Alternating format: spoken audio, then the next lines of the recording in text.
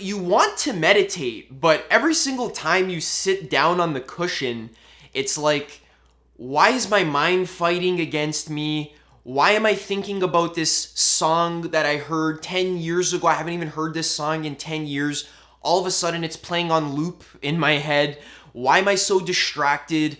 Why do my legs hurt? How do I sit properly? Am I even doing this right? Does meditation even work? Maybe I can't meditate. Maybe it's just like my personality type. Maybe I'm just not wired for meditation. Maybe meditation is just not for me. If that sounds like you, if you're doubting yourself, if you're just lost in your meditation practice, I'm going to fix it for you in this video. Stay tuned. I'm going to show you everything you need to know for how to meditate properly. And this is very, very important. Because if you can't meditate properly, then this isn't just like some little problem like, oh yeah, I can't meditate properly. This is just like a little issue, whatever. This is a gigantic issue. This is a huge problem. Your entire life will not run smoothly if you do not become an expert or even a master meditator. Meditation is the number one most important personal development habit. And I suspect that the reason why people don't take meditation seriously, or why they tell themselves, oh, I can't meditate, or oh, I'll just do it tomorrow, why you don't stay consistent, the reason why is because you don't actually really understand why meditation is so important for your entire life. Did you know that you actually cannot be happy at all? Like, you literally cannot experience a happy life unless you become an expert meditator. See, guys, I'm not trying to sell you on meditation. I have nothing to sell you at all. I just genuinely want you to live an amazing life. I want you to actually just enjoy your life fully. That's really all I'm standing for here in this video. I just want you to get the full juice out of your life and to actually enjoy it fully. And listen, if you don't know how to meditate and you're not taking it seriously, you're not investing time and energy into learning how to do it properly, struggling through the actual practice itself and doing it consistently every single day, you're not going to live a happy life. Because meditation is training your mind. You're training your mind how to not get constantly sucked into thoughts. Now, it's going to sound kind of crazy when I say this, but did you know that every single problem in your life, every problem, your anxiety, your cravings, your depression, your workaholism, your distractions, every single issue, your relationship problems, your business issues, your self-esteem and confidence problems, your social issues, if you're socially awkward, all of this is because you are basically not a master meditator. In life, every single situation is dictated by your mind, your mindset. Your mind is the common denominator that is in every single situation. If you improve your mind, you're improving every single area of your life at once.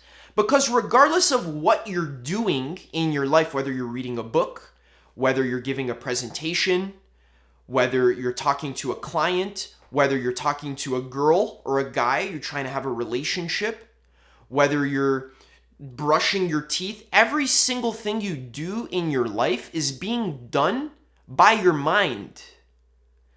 So meditation is just the process of sharpening your mind and actually using it properly and training it so that it works for you instead of against you. In our society, people are struggling from depression, anxiety, all these issues, it's because their mind is working against them because they haven't trained their mind to work for them. So what really motivated me to make this video here was that I was on a coaching call with my coach. It's a group coaching environment. So this one person basically coaches 10 people at once, and we just ask him questions about business and personal development and stuff. He's an amazing coach, and one of the clients, one of the coachees on the call was this woman, and she was just asking for some advice about her personal development. We were talking about installing habits into your life. Like, what are the most important habits to install into your life?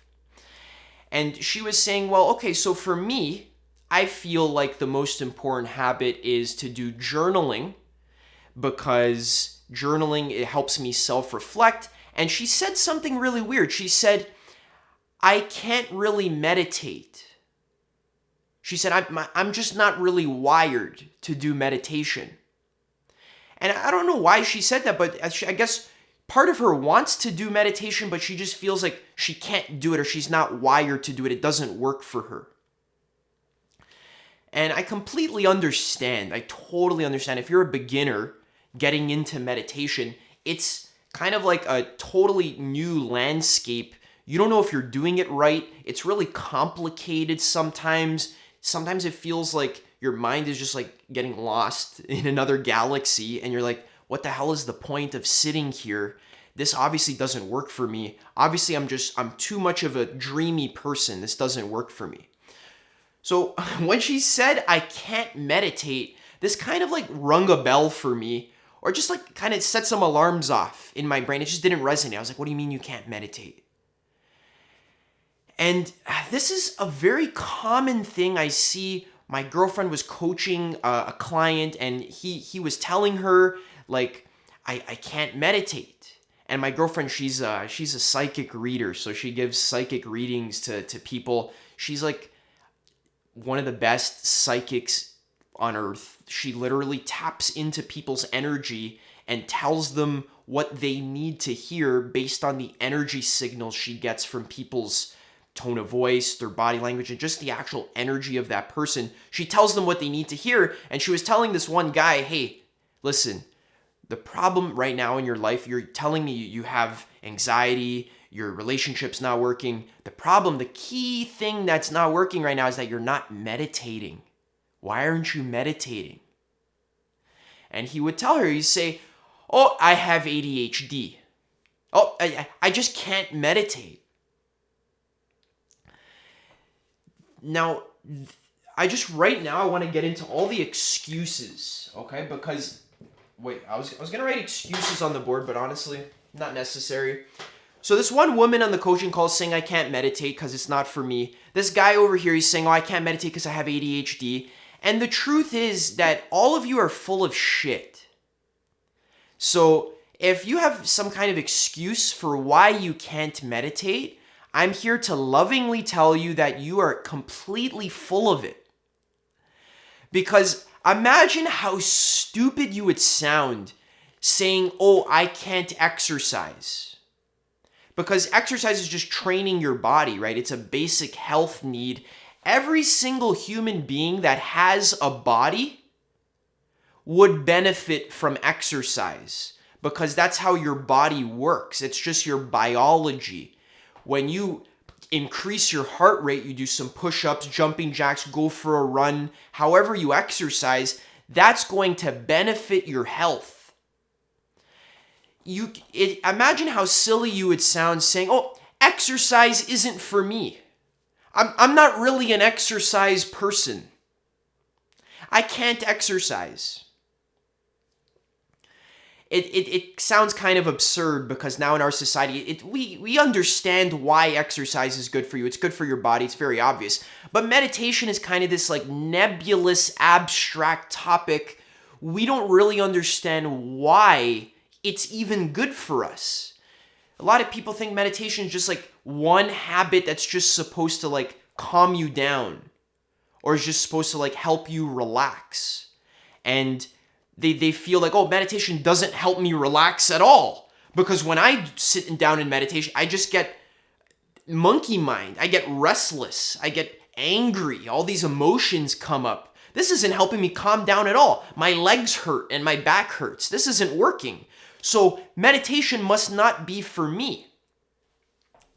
So the key insight here in this video is that the reason why you can't meditate and that it's not working for you is because fundamentally you don't actually understand why meditation is good for you, why you need to do it, and why it's so important, and how much better your life will be as a whole in every single area if you become a master meditator.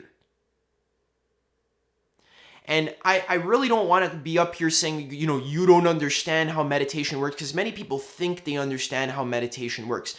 But I'll tell you the truth, after meditating for 6 years and being on over 12 meditation retreats, talking to many different masters, having a personal relationship with enlightened masters where I literally text them, I call them, talk to them on the phone. I've read 30 or 40 books all about meditation, been meditating for every single day for a long time. Still, I personally feel like I don't really understand meditation and how it works.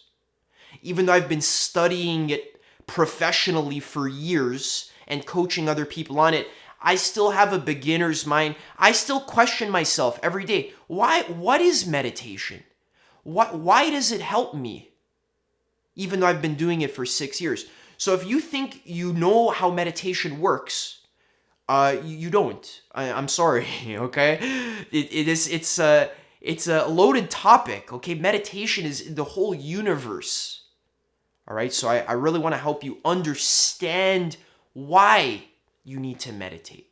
Because if you don't understand why you need to meditate, you're not going to stay consistent, because you don't actually get why. Because here's the thing, guys. Meditation's difficult, okay? When I first started meditation, one thing you need to understand about me is that I have an extremely overactive mind. Sometimes when I go to sleep at night, when I lie down in my bed, sometimes I literally cannot shut my mind off for hours. Sometimes I'm lying in bed at night, let's say I go to bed at midnight. I've had nights where literally the entire night, until the sun rises outside and the birds start chirping, I'm thinking just about everything. Thinking about my life, thinking about business, thinking about all the things I've done wrong. Sometimes I have an overactive mind ever since I was a kid. Whenever I go to sleep at night, it's like my mind just turns on full blast and it does not shut off until the sun is literally rising outside. I've literally stayed in bed sometimes for 8 hours just wide awake the entire time because I can't shut my mind off. My mind is overactive. Sometimes when I sit and meditate, when I first began, the first year or two of meditation for me was pure suffering. I would sit down to meditate and I would just be lost in thoughts for an hour straight. Imagine sitting down and being lost in thoughts, trying to meditate but not being able to for an hour straight with your knees hurting and your back hurting. So the reason why I bring this up is because, meditation's hard in the beginning.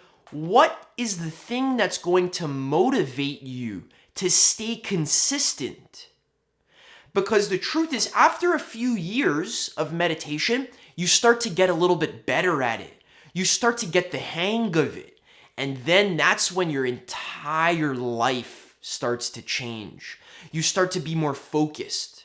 You start to be more grounded and present. You start to just feel happy for no reason. Where normally in the past, you'd feel depressed and anxious for no reason. Now, since you've been meditating, you're feeling happy for no reason. You just feel like life is good. You're able to do your art better. You're able to be more social and more playful. You're able to let go of other people judging you or of, negative thoughts. You just let go of them. They slide off of you effortlessly. Life is a breeze when you become an expert meditator. But you know, most people don't even get to that point where they're actually proficient at the practice because they quit. And the reason why they quit fundamentally is because they don't understand what's at stake. They don't understand what they're actually doing, why meditation is important. What allowed me to stick through those difficult times, guys, literally, I'm telling you, I've meditated so hard multiple times where I started crying, like literally crying because I wanted to stop, but I would keep going because I had my timer set and I didn't want to end the session before the timer went off. I would literally crying, trying to run away from the retreat center, literally trying to escape, looking out the window, trying to leave. It was very hellish for me to begin meditation. The reason why I stuck through is because for some reason, when I was 16 years old, when one of my personal development teachers, he was listening just to, some self-help advice online. I was suffering in my life. I was addicted to video games, addicted to porn, weed, distracted, no vision in my life. I felt like I was wasting my life, so I needed some help. So I was looking at personal development online, and my teacher, something he said just clicked in my brain permanently where I was like, oh, I'm going to become a master meditator.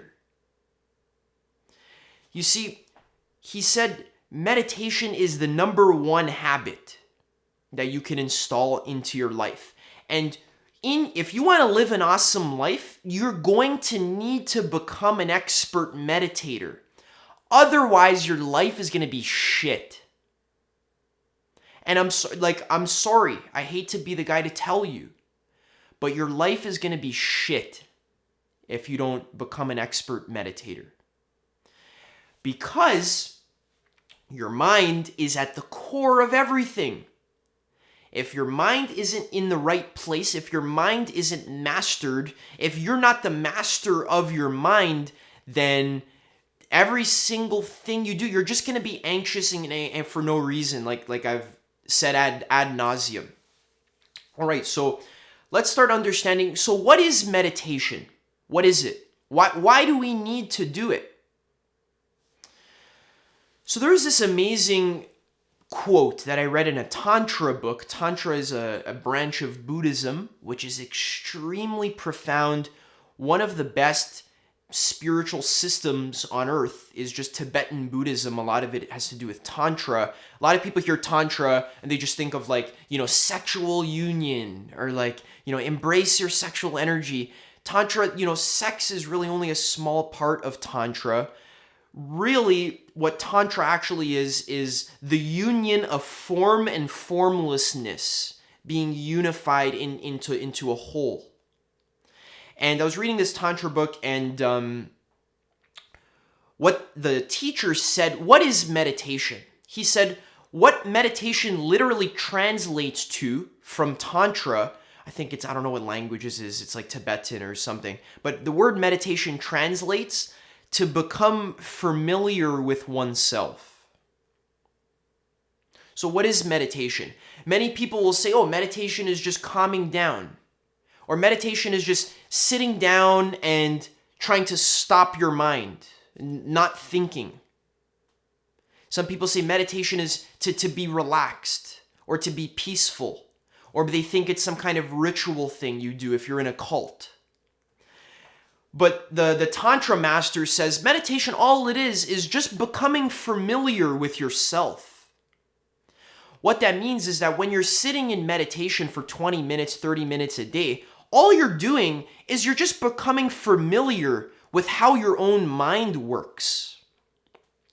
After you do it for an extended period of time, you start to see certain patterns arise in your thinking. You start to see cravings, and you just see how it feels to have a craving. You see the craving arise. There's a certain body sensation that goes along with it. Maybe your heart rate increases. You think of a piece of chocolate cake. You get excited. Your heart rate increases. Maybe your stomach gets tense. Maybe your eyebrows get tense. Everyone has different ways, different patterns, different energies. That's their karma, basically, their conditioning. So, for the last million, billions of years, our cells have been conditioning themselves to be structured in the way that they are now for the purpose of selfish survival. So for the last, since the beginning of time, there has been conditioning that's happening. So when we're practicing meditation, all we're doing is we're becoming familiar with our conditioning, with our conditioned states of mind. Because if you haven't noticed, most of your life is just reactivity. You're kind of living your life on autopilot. You just react to situations in the conditioned way. You don't really, sometimes you might reflect on your behavior, but most of the time, 95% of your day, you're completely unconscious. You're just lost in thoughts. And most of the things you do is just pure conditioning. Oh, I have a craving for food. Let's go eat some food. And you just go eat food like a zombie. You're not actually aware of what you're doing. It's just like stimulus response. Kind of like an animal, honestly. I know people don't like being called animals, but you're like an animal. You're living like stimulus response. You're unconscious. So when you start to develop consciousness through the practice of meditation, you start to develop awareness of your thoughts, awareness of your conditioning. You become familiar with your personal states of mind, your personal mental tendencies, and even your physiological tendencies as well. You just start to become familiar with these things. And once you do, you really just are able to navigate your life a lot more effectively, because no longer are you on autopilot, just following your cravings like a zombie, which is what you've been doing. See, now when you become familiar with your cravings, now you can take conscious action. Many people, I write surveys on my channel. I write, hey guys, what's stopping you from being your greatest self? What's stopping you from living your best possible life? One of the most common responses is that, I just have the wrong habits. I'm addicted to video games, or I'm addicted to smoking weed or watching porn, or I'm addicted to Netflix, and I just have the wrong habits. Or even that I'm self-conscious, I'm afraid of what other people think of me. So the number one thing that's stopping you is from living your best life, enjoying your life fully. The number one thing that's stopping you is your bad habits. And what bad habits are the result of is not being familiar with your mental landscape. You're not familiar with how a craving actually feels. You're not even able to recognize what a craving even is. You just kind of you're just literally living on autopilot. One minute you're sitting on the couch, next thing you're just going to eat a bunch of food and drinking beer and watching Netflix. And it's like, how did I get here? I'm eating junk food and watching Netflix, but how did this happen? The reason why is because you're on autopilot. You didn't even recognize the craving arise. It just arised, and you just followed it like an animal, basically. So when I say getting familiar with your mind, really what we're doing in meditation is we're just sitting,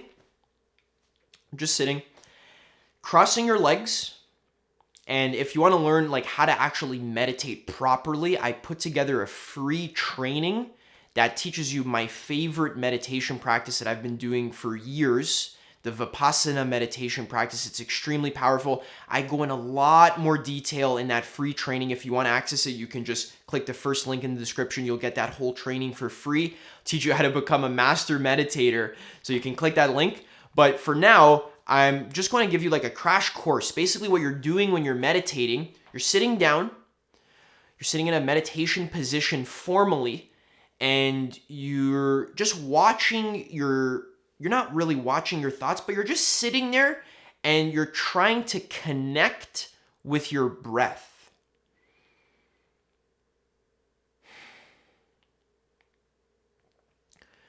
So you're being in your body when you're meditating. So the reason why the breath is such a popular anchor for meditation, the point of focusing on your breath is that you're trying to anchor yourself in the present moment. Because in the present moment, there is no suffering. There is no problems in the present moment. All problems and issues and anxieties and depression and anger, all of that starts to arise when you're in your mind. When you're just present in the moment, you're actually here with an empty mind, you're just like watching your breath, there's no issues at all. Reality is like flowing smoothly. It's very peaceful and tranquil, and it's actually very blissful. So you're just watching your breath, and the key is to keep your attention on your breath.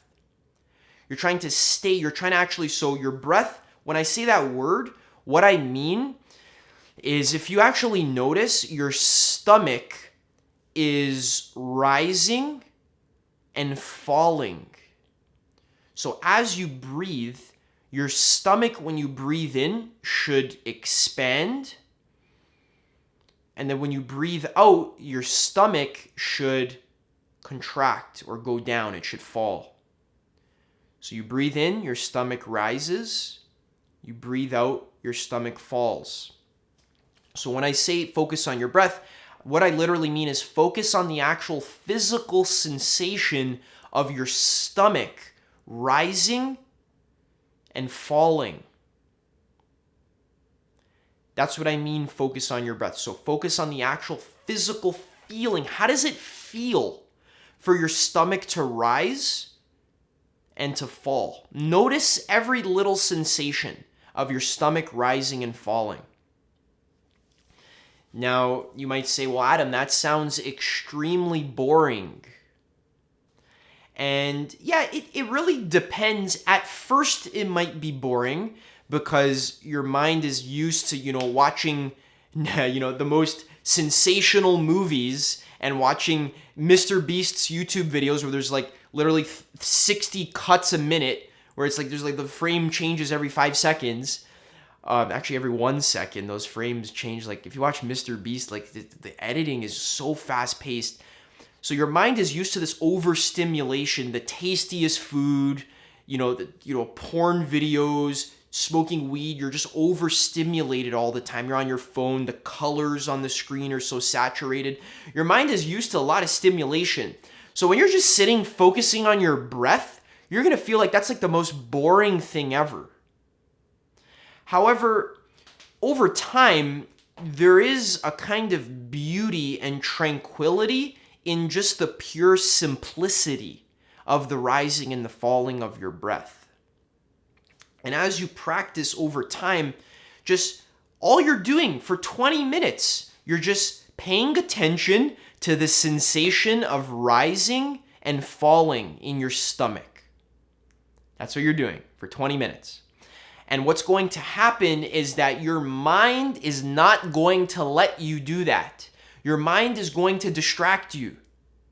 Your mind is going to get pulled into distractions. It's going to get pulled into cravings, thoughts of all kinds, okay? Of literally all kinds. Your job as a meditator is just to notice those thoughts. Just notice them. Oh, there's thoughts. And then go back to the sensation of the rising and the falling of your stomach. And this you do over and over again. So many people, when they first start meditating, they experience what most people experience is racing monkey mind, where you sit for 20 minutes, you set your timer, but like you can't stop thinking if your life depended on it. Yeah, it's because you're not supposed to stop thinking. You're just supposed to recognize when you're thinking and go back to your breath. So focus on your breath. Your mind will pull you out of your breath into some thought, into some fairy tale. As soon as you notice that your attention has been diverted, just gently bring it back to your breath with loving kindness for yourself. You don't have to judge yourself or get mad at yourself for getting distracted. That's actually good that you noticed that you got distracted. Good job. It's actually a good thing. When you notice you get distracted, good. Go back to the breath. So there's nothing wrong with getting distracted. That's normal. That's the nature of mind. The nature of mind is to think. In the same way the nature of water is to be wet. Or the nature of fire is to burn. The nature of mind is to think. So don't judge your mind for thinking. It's supposed to think. That's what it's doing its job. Okay? The problem is it's out of control. It's like the fire is burning everything. It's just burning the trees, burning, the houses. It's out of control. So you need to tame the fire. You need to, put it in a little box. You need to put it in a fire pit so that it doesn't run amok. Same thing with your mind. You need to give your mind instructions. Tell your mind what to do. So the monkey mind will yap and chatter, but it will stop chattering when you give it something to do. Tell it to focus on your breath. Give it a task. The task is to actually pay attention to the sensation of rising and falling in your breath. And I'm going to go into a lot more detail about that in that free training that you get absolutely for free. This is Vipassana meditation, where you actually pay attention to the structure of reality just by paying attention to your breath. So what that means is, like, the Buddha literally said, you can see the rising and falling of the entire universe just by seeing the rising and falling of your own breath. All right? The whole universe is made of consciousness. It's made of the same substance. So when you're studying your breath, really what you're doing is you're studying the universe. You're studying consciousness. And this gives you wisdom. The word vipassana, it means to see clearly. Clear seeing or direct seeing. And this is an insight meditation. What that means is it grants you wisdom into the nature of reality. This wisdom pays you dividends throughout your life. It helps you make the right decisions and avoid the wrong decisions. Helps you be happy and just enjoy, not cling. Because what happens, the reason why we suffer in life, guys, reminder, is that we cling to temporary experiences. You're clinging to your family members being alive. Or you're clinging to your favorite food. Whenever you cling to experience, you're clinging to that one time when you remember having an awakening experience. And basically you just want the present moment to be different than what it is now. You're clinging to some idea of like a better moment that you remember. It's a memory. Clinging to memories is basically what causes suffering. Clinging to memories. So when we do meditation, when these cravings, these memories come up, we're actually practicing to sever that attachment. We're practicing stopping clinging. That's what we're doing when we're meditating. We're literally practicing non-clinging awareness. And that is how you actually be happy in your life. Listen, I don't care if you have $100 million. I don't care if you have sex with 10 beautiful supermodels per day. I don't care if you eat black caviar on the beach in Fiji. If your mind is untrained, if you're not a master meditator, I know that you're suffering. And why do I know this? Is this like, am I guessing? No. I know because I've studied my mind for so long by doing years of meditation, and I've been on vacations. I've eaten the best amazing food. I've made a lot of money in business. I've, had sex with beautiful women. And I know for a fact that that has not satisfied me. External things don't satisfy you. The only thing that actually makes you happy is by practicing presence, because the present moment is blissful. It's always here. There's nothing wrong when your mind is focused on the present. Reality becomes magical. That's why you need to develop this capacity to continue returning to the present moment over and over again. So let's go over some of the main excuses that stop people from meditating. And all of these arise out of a lack of understanding of what I just explained. That you can't be happy unless you meditate. The main excuses people have are, I can't meditate because I have ADHD.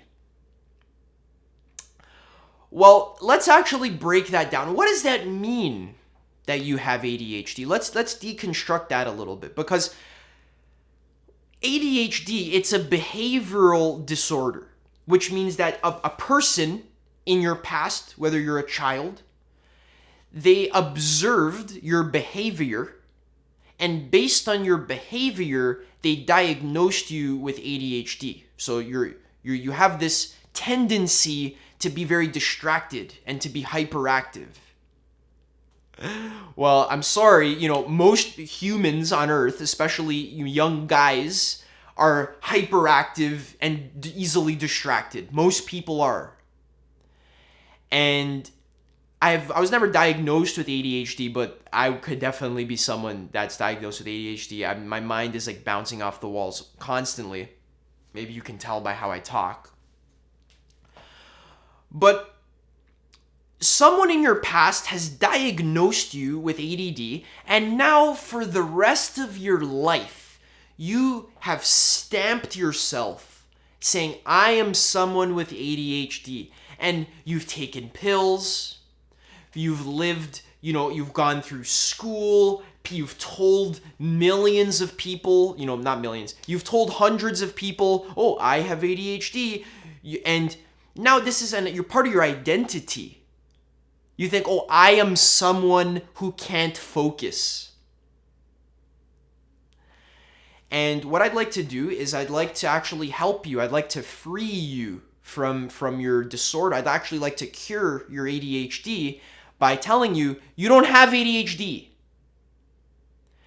Because ADD, that's a self-fulfilling prophecy. If you just tell yourself every day, oh, I have ADHD, that becomes a part of your subconscious mind and actually a part of your self-image. Now you see yourself as someone who can't focus, so you're just gonna be someone who can't focus. You're gonna play the role. You're gonna act it out. Whenever you meditate, you're gonna get all distracted. You're gonna be like, oh, I have ADHD, I can't meditate, and you're gonna get up, and then you're gonna go do something else. And then you're never gonna be able to focus because you're not meditating. Of course you can't focus. You don't actually do the practice that helps you focus better because you've given yourself an excuse. You say, oh, I can't meditate because I have ADHD. Let's reframe that. You have ADHD, which means you need to be meditating twice as much as everyone else. What about that? You ever think of that? Like, what a convenient excuse. That's like saying, oh, I'm so fat, I can't go to the gym. It's like, no, you need to be in the gym twice as much as everyone else because you're so fat. You have that, see, I'm not making fun of you guys. I'm saying this because this was my issue. My mind was extremely hyperactive. So hyperactive that I saw I needed to meditate. I had no choice or else I would just be, constantly lost in distractions. I'd play video games for like 72 hours a day. I told you I couldn't sleep. I'd stay up all night, constantly thinking. That's why I meditated for 6 years, because I literally needed to do that, because my mind was fucked otherwise. So ADHD, guys, it's a self-fulfilling prophecy. I'm sorry, these psychologists diagnosing every kid that comes into their office. Oh yeah, you have ADHD. You have ADHD. Every kid's being diagnosed with ADHD. Really, all it means is that this kid doesn't want to focus. This kid doesn't want to sit in school because, to be honest, school is boring as fuck. If you're, a 5-year-old kid, you're a boy, your mind is not wired to sit at a desk and listen to this teacher write on the chalkboard. If you're a 5-year-old boy, your mind is wired to go roll around in the grass and just like hit sticks against trees. That's what your mind is wired to do as a young boy. So when, the kid can't sit in their desk, the psychologist like, oh, that kid has ADHD. He's like, oh no, maybe kids just don't need to sit in their desk that much. Maybe we need to work with their attention span, because, as a young boy, some kids have longer attention spans, but some kids have very short attention spans like me. And that's okay. That means we just need to accommodate to them, basically. Not diagnose them and give them pills and tell them that they're sick. Just fix the fucking structure of the school system so that you're actually accommodating to kids who have a shorter attention span. Because everyone's different. Some kids can focus longer, some kids can't. There's strengths and weaknesses. The kids who have short attention spans like me can make hour-long videos talking about a million things at once, like I'm doing right now. Because my attention span is so short, I jump to 70 different ideas every minute. That's actually a strength, and I'm using that strength. Or if I'm on, the battlefield, let's say I'm playing soccer, I can change attention really quickly. It's a benefit. If I have a longer attention span, that's also a benefit because I can focus on one thing longer. Anyways, this is a rant. My point is, you don't have ADHD. I'm sorry, it's a story. Wake up. Give yourself permission to not have ADHD and just fucking, practice meditation. Because it's like you're a fat person saying you can't go to the gym because you're fat. It's like, no, you need to go to the gym because you're fat. It's the same thing. You need to meditate because you have ADHD, right? Also, ADHD medication, I don't want to give you medical advice, but I recommend weaning off of that, because why? You don't need to take medication because you can't focus. That makes no fucking sense. Anyways, we'll talk about this in a different video. All right. The other excuse. I'm a girl, and I have a more feminine energy, and I noticed that meditation is very masculine. It's very just a lot of people don't like these stereotypes, masculine, feminine, but masculine energy, if you're aware of Tantra, there's this masculine energy, which is directive, which represents the emptiness, the consciousness. It's very driven. Whereas feminine energy is more flowy and more accepting and more nurturing, basically.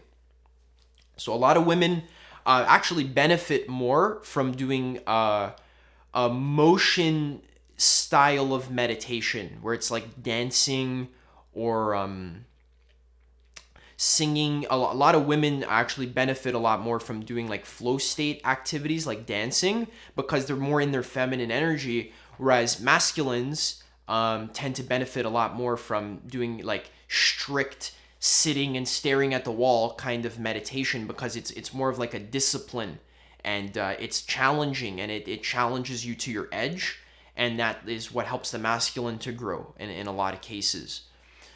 So a lot of women have this excuse meditation just meditation work for me, or it's not my style. And this was the same thing that my girlfriend used to always say.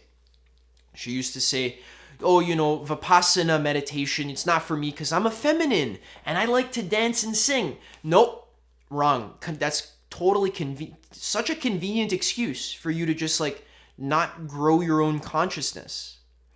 And the reason why I know this is true, because I actually took my girlfriend on a 9-day long Vipassana retreat, where for 9 days straight, for like 10 hours a day, we just sat and did absolutely nothing. And she said it changed her entire life. And it completely changed her consciousness. She became a lot more calm. She quit, some of her addictions that were bothering her. So it actually helped her a lot, this Vipassana retreat. And many women will say, I can't meditate because it's too masculine. But, my girlfriend said the same thing, and she went on a 9-day Vipassana retreat, and she came back and, it changed her life. So, it's just a fucking excuse, basically. Just meditate. Okay? You have to meditate or else you won't be happy. It's very important. Also, some other excuses are just like, it's not my personality type. My brain isn't wired to do meditation, or my favorite excuse is like, I meditate by exercising. My meditation is going for my morning jog. Or like, my meditation is when I go swimming in the morning. That's my meditation. Or when I drive to work, I meditate. No, you don't. The point of meditation is that you're sitting and you're doing a formal practice. Now, after a couple years of practice, then you can take your formal practice that you have developed on the cushion, then you can bring that into everyday life.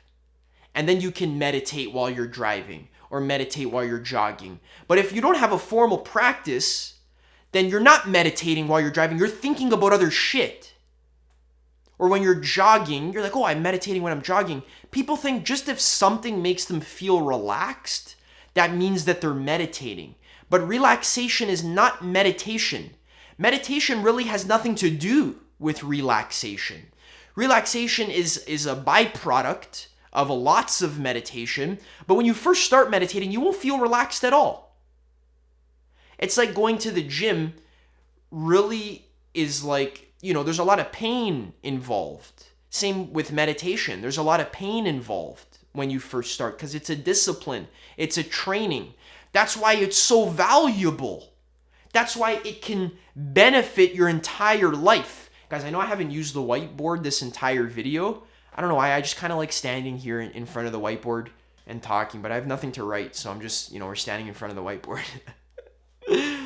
But meditation benefits your whole life. You're not meditating when you're jogging. Don't give me that bullshit. Or like, when I drive to work, I'm meditating. No, you're not. You're fucking driving to work.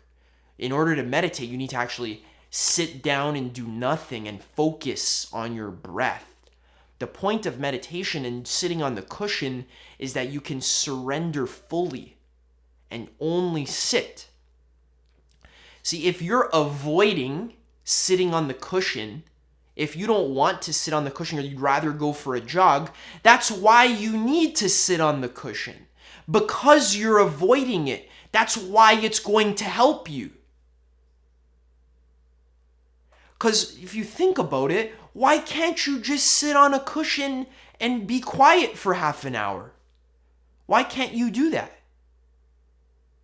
Why are you avoiding that? Why, people say, my meditation is driving to work.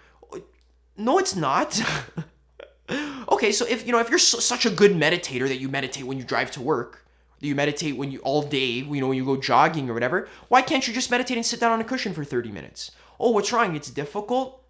Yeah, I know it's difficult. That's why you need to do it. Because if you can't sit alone in an empty room with no stimulation at all and feel happy and feel fulfilled with life, then you really can't be happy ever. Because the degree to which you require stimulation is the degree to which you're dependent, your happiness is dependent on external situations and circumstances. So if you're sitting in an empty room trying to meditate and you can't be happy unless you get, your fix of nicotine or your fix of food or entertainment on your phone, if you can't be happy unless you check your phone, that means your happiness depends on your phone. And whenever you're not on your phone, you can't be happy. True, genuine, intrinsic happiness that actually fulfills you is something that actually comes from the inside. It's in your heart. It's derived internally. It's non-dependent on external situations and circumstances. Regardless of what situation you find yourself in life, you can feel happy because you're cultivating your internal happiness. All right, so that was why meditation is so important. That was also why you can't meditate, because you just have the wrong expectations. You think that you're going to sit on the cushion the first time and just like feel relaxed. But no, what if sometimes meditation is stressful? Especially in the beginning. What if it's uncomfortable? You need to practice it consistently. You need to practice it daily. I really hope I helped you to understand why meditation is so important. I have a free meditation training that is going to help you learn how to do Vipassana meditation like an expert. This is my favorite meditation practice that I come back to every single time I sit down to meditate. All I do is Vipassana just because I love it so much. It's so powerful. It's so simple. All I do is just focus on my breath.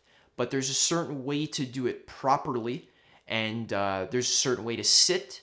There's a certain way to do it. But once you learn how to do it, which I show you in that free training, it will change your entire life. It'll make you way more mindful, way more concentrated, and you'll get all these other benefits that we talked about, raising your awareness, feel calm and relaxed. That's possible if you become great at Vipassana, and I show you how to do that in that free training. So you can click the first link in the description below. If it's not available yet, that means it'll be available tomorrow, but it should be available. So just click that link, put in your email so I can send you that training. The reason why I ask for your email is because that's going to subscribe you to my email list, where every single week I give you just like a newsletter, basically, where I have insights about personal development, about awakening, that's going to help you in your life. And I just write like a blog style email, and I send that to you once or twice a week. So that my intention is just to add value, and just to, like, a lot of people write me back, they say, Adam, I love your emails because, you know, I'm not like spamming you with links or whatever. It's just like a blog, just an insight about life that actually helps you with your personal development. So you can get that free Vipassana training and start learning how to meditate properly. And also you can subscribe to my email list and get those newsletter, which I put a lot of work and effort into to actually make really valuable, so that you get some value out of it. All right. So that's all I have to say here. I'm going to be releasing more videos every single week. So if you enjoyed this video, stay tuned. We're going to be talking a lot more about personal development. I'm working on a course that is super powerful. It's basically going to help you start a business if you're a spiritual person and you want to turn your passion and actually make money off of it online. That's what the course that I'm working on, but it's not near completion yet. It's still in the infancy stage, but stay tuned, because it's coming and it's going to be amazing. I'm really pouring like literally all of my heart and soul into this one course, and it's going to really change your life. If you're someone who wants to discover your passion, if you don't know what you're passionate about and you're feeling kind of lost in life, I actually made a mini course called the Crystal Clear Purpose Program that helps you get really crystal clear about your life purpose and turn that into an actual reality. I tell you how to set goals and how to program your subconscious mind so that you're actually living your purpose every single day. I've been getting a lot of awesome feedback on that course. People are telling me it's like amazing, and they're only on day 3. There's 7 days, so you can grab that course. The link is in the description. And otherwise, stay tuned. I'll see you in the next video.